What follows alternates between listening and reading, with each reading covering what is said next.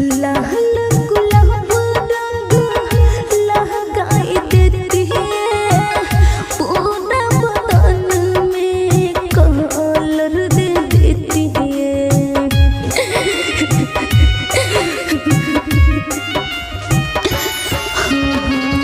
लाल गुलाब रंग लेके घर आती है, पूरा बदन में कलर लगा देती है।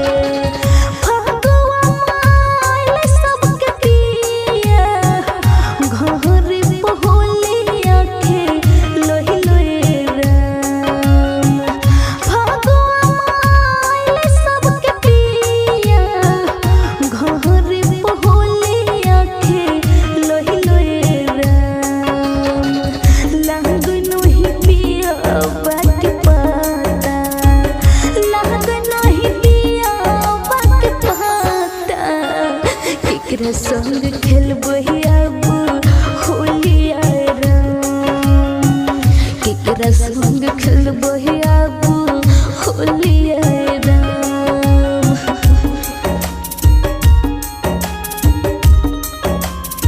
मिक्स बाय बाबू विद्यानंद।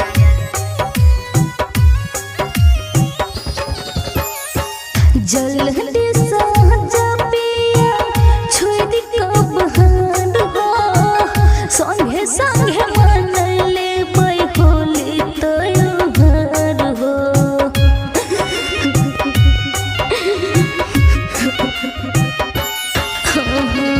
जल्दी साजा पिया छोड़ कब हार हो, संगे संगे मन ले होली त्योहार हो।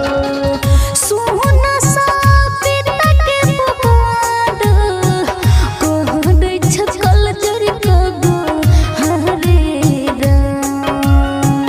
सोना साबिता के पुकार कोहरे छकल जरी कगो हरे राम। केकरा संग खेलल जैतै होली आए राम, के लग देतै ललगु लाबे राम। केकरा संग